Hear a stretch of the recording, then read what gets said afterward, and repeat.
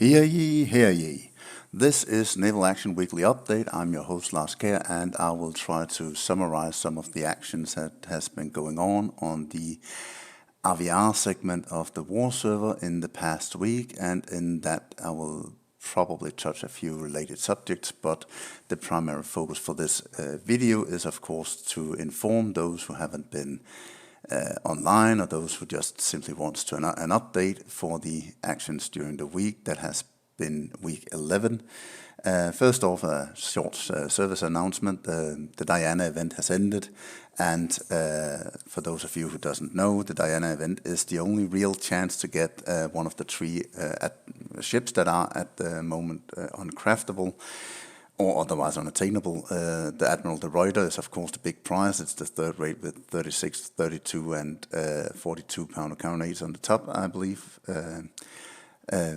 So it's a pretty powerful third rate, and with a shitty sailing profile, but never mind that. And the Diana is of course the fifth rate frigate, and the Santa Cecilia is also a fifth rate frigate.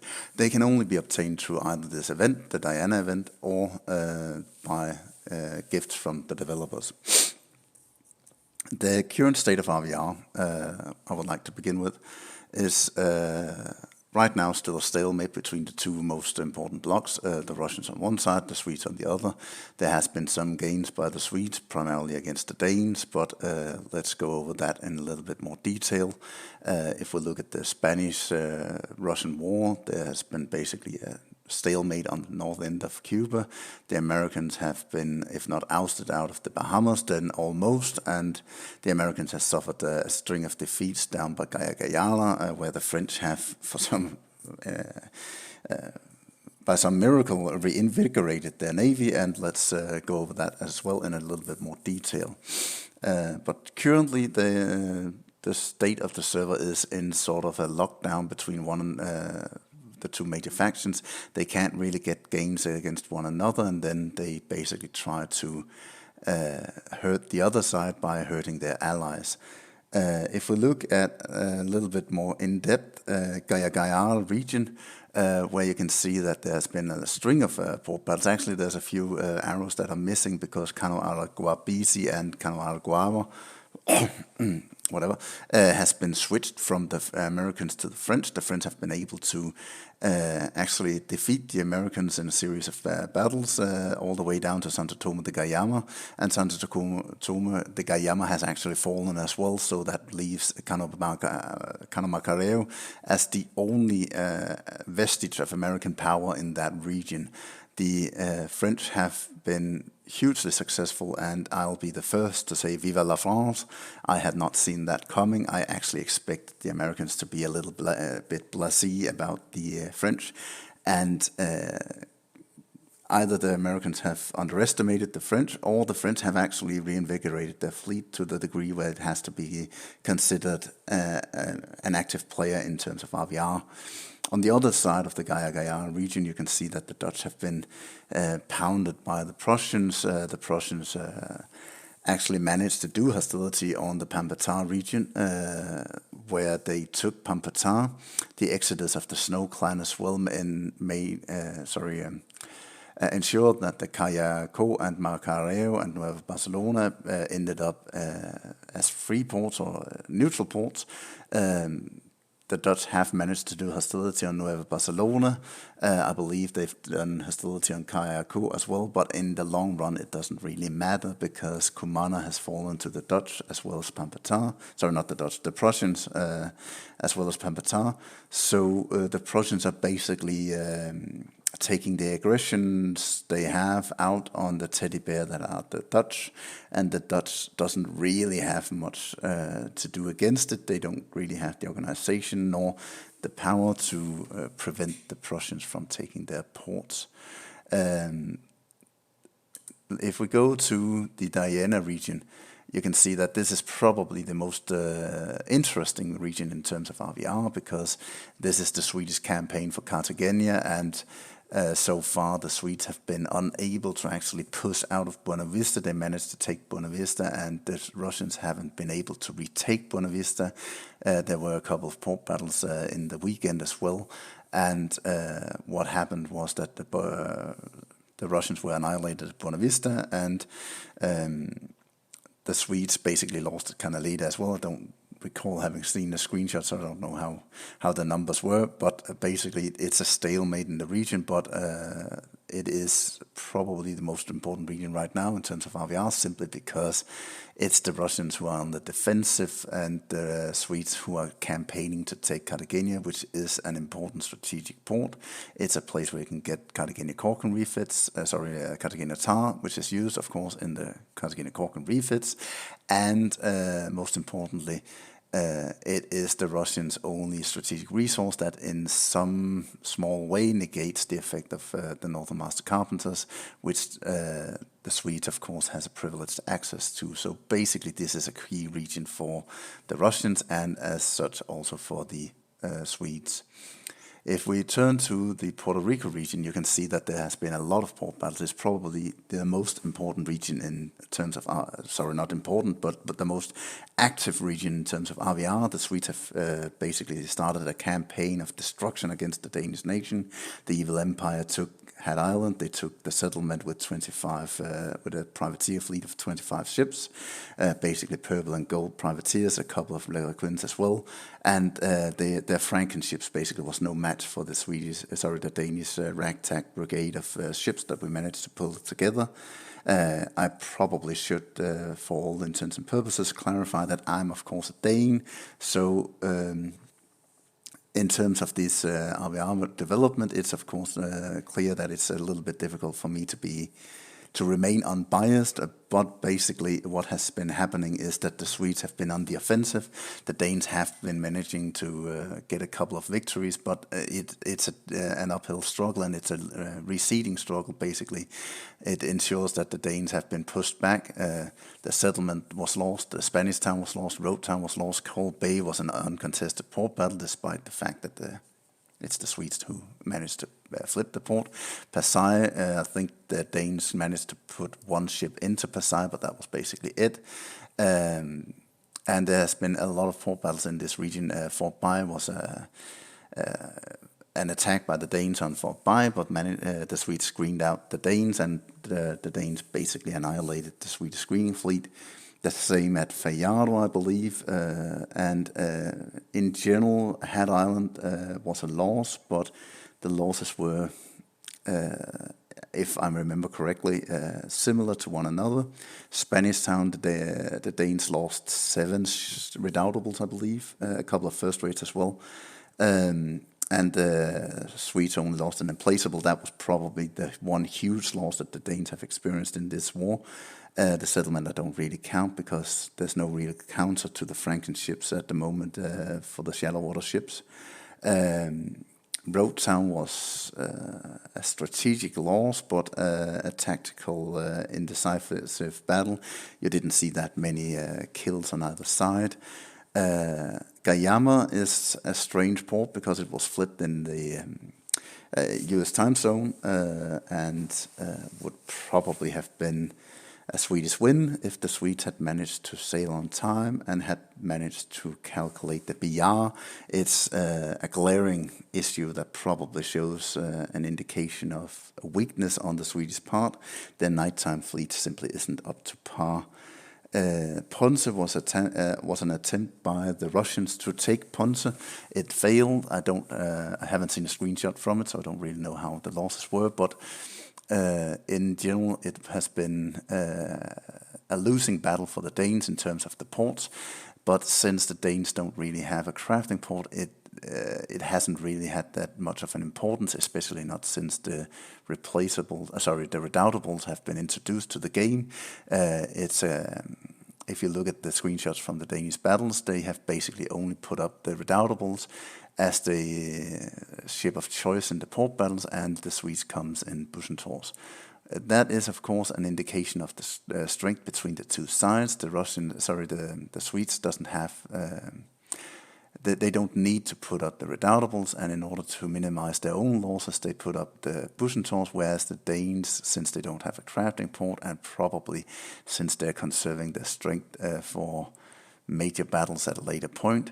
They basically put up the redoubtables, and it will be interesting to see how the Swedes will react when they take the final ports of Denmark-Norway and still see the Danes fighting. From an RVR perspective, I have to admit that I find the redoubtables to be, what's the right word? It's not really a great addition to RVR, since it enables a defeated nation to keep on fighting, and there's no real win scenario for the winning nation, simply because they can't prevent the Danes from keep fighting. They can't really get that ultimate victory. The same issue is actually prevalent in the Cuba region, where the Spanish have been attacked at Carajatas, at Remedios. The Spanish have tried to take Cayo de Sal, Anguilla, I believe Cayo Vacas as well, but just to show an indication of how little the Spanish attacks or attempts to attack have mattered, I haven't even put in the arrows for it. I have to apologize about that, because that's actually a mistake, but it just shows you that the Spanish efforts to take those ports has been futile, to put it mildly, and the Russians haven't really put in the effort to actually capture the Spanish ports to some degree, because the Spanish can't really be conquered. They have gotten a crafting port down by Truxillo. I'll touch on that subject a little bit later. So basically, it's a stalemate in the northern Cuban area, where the Russians don't put in the numbers to win, and the Spanish don't simply have the capacity to win. The Americans, however, there's a few arrows short here as well, because actually this is an interesting development in the Bahamas. The pirates have been able to push out the Americans to the point where the only port the Americans had left was Georgetown, but the Americans managed to win a strategic victory at Georgetown, enabling them to stay in that region at the eastern side of Stroud Cay. At the same time, they attacked Arthurstown and Port Hope, or rather, that was the next day. They attacked Arthurstown and Port Hope. They managed to take Arthurstown. They lost at Port Hope, but that leaves the Americans with a two-port stronghold in the eastern Bahamas region, and it'll be interesting to see how that develops in the future. Right now, I'm cautiously satisfied that the Americans and pirates will keep slugging it out in that region, simply because it's one of the more interesting areas in terms of RVR. It might not be the most important area, but it's interesting to see the developments. If we turn to the Tortuga region, here we see some interesting development, actually. First off, we see that Port de Pikes has been taken by the pirates. The Russians have tried to take it back, but has been unable to do so. The Russians has also tried to take Barracoa, which of course prompted the pirates to retaliate and take Port de Pikes. Basically, what is interesting here is partly that the Russians and pirates are fighting toe-to-toe, and the pirates are actually coming out on top, at least strategically for now. They managed to take Port de Pikes, which means that the Russians has a limited window of attacks opportunities towards the pirates, and they will basically keep slugging it out between them. I know that Port de Pikes are flipped for Monday evening, I believe, and it's going to be interesting to see how long it'll take the Russians to manage the pirate affairs. It's primarily the WTF and the BF clans that are fighting, so you could argue that it's more an inter-clan war than it's a nation versus nation war. But at the moment, the Russians doesn't seem to prioritize the area more than sporadic numbers, and the pirates have basically thrown their full weight into the war against the Russians, which they actually have to, simply because of the importance of Barracoa. The attempt by the Russians to take Barracoa, their primary crafting port, must be considered unacceptable from a pirate standpoint. The pirates have tried to take Puerto Escondido from the British. What is interesting there is that the British are actually able to defend themselves against the pirates, at least for now, and obviously the reason why the pirates wants to go Puerto Escondido is simply because they want to take Santiago de Cuba in sort of minimizing the risk they have of losing an important crafting port. If they get 2 important crafting ports, they basically get more options. So that's basically the state of RVR for at the moment. But if we look at the actions in the coming weeks, you can see on the arrows we have had a lot of port battles in the week 11. For the week 12, I believe that a lot of the actions will continue. You have the Swedish conquest of the Danish islands. They will probably try to mob up that area. And if they don't, you'll probably see the Danes try to retake some ports. It's that area I expect to simmer on, at least until the point where the Swedes have two-ported the Danes, and then the Danes will most likely focus on screening against the Swedes, especially because the Swedes have been cowardly enough to put on night timers on the ports, knowing full well that the Danes don't have a nighttime fleet.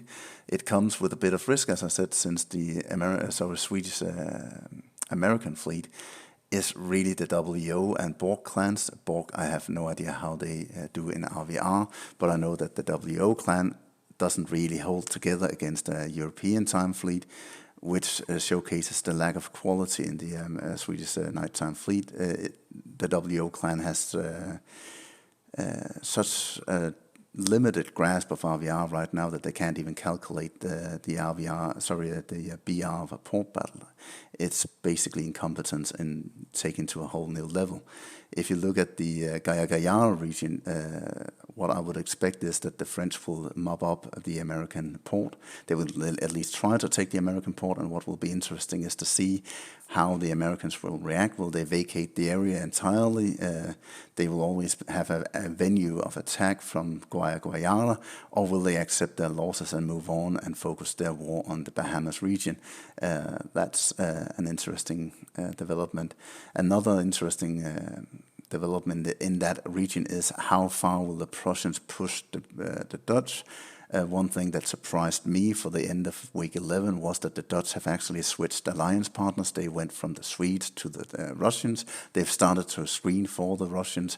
That came as a surprise to me because I thought that the Dutch were firmly situated inside the NATO alliance. And when the Russians beat the crap out of the Dutch, they basically went into a hiatus. This seems not to be the case. The Dutch are actually switching side. And how will this affect the war between the Dutch and the Prussians? At the moment, I can't tell, but it's most certainly interesting because will the Prussians then keep pushing the Dutch, or will the Dutch be able to call on their Russian allies and basically force the Prussians into a negotiated peace? Let's see how that develops. I expect the British to keep fighting the Prussians on the southern side of Cuba. It's basically a losing battle. It's actually not really that important an area. It's so unimportant that I actually forgot to touch it when I was touching Cuba. I apologize for that. But there has been some developments. The Prussians has gained some ports in the southern part of Cuba. I expect the Prussians to keep the pressure on the Brits, and I expect them basically to consolidate their gains in that region. The port of Contoy, I believe, or it's Moguer, has been given by the Spanish to the Swedes. Most likely it's because the Spanish know that they ain't really up to the task of defeating a Russian fleet. So the Spanish are consolidating their gains from the alliance with the Swedes by basically tying up the access points where the Russians can attack the Spanish. And the Spanish are kind of locked in an alliance with the Swedes because they got Truxillo from the Swedes as a crafting port. But as all gifts in real life and in games, a gift that isn't appreciated can be reclaimed. So the Spanish are basically in a vassalage to the Swedes because the Spanish can't really afford not to support the Swedes. If they do, they might end up risking their only crafting port that is at the moment uncontested, which is Truxillo, of course. it will be interesting to see if the British will keep accepting the Spanish presence in Torcillo, or if the British will end up rising up against the Spanish and thus end up in a war with the Swedes as well. My guess is not. They have basically lost 21 port battles in a row against the Swedes, so it's basically seal clubbing at this point on the British Swedish part. Canaleta Buena Vista I expect to be flipped continuously, at least until Buena Vista or Canaleta is taken. Then we will see the Swedes either progressing up towards Cartagena or being pushed back to Diana. And once back in Diana, I actually expect the Swedes to give up on that area, simply because Diana is a lousy port to get out of. I have to give the Swedes credit for actually taking Buena Vista in the first place, because Diana really is a crappy port to get out of. So that's it for this week's weekly update. I apologize that it's uploaded a little bit late. I had attempted to make different scenes and it didn't really work. In the future, I think I'll stick to this format with pictures and screens. So in the future, you might see further updates getting uploaded a little bit earlier on a Monday. See you all later, and see you in the open world, and I hope to kill you all. See you later.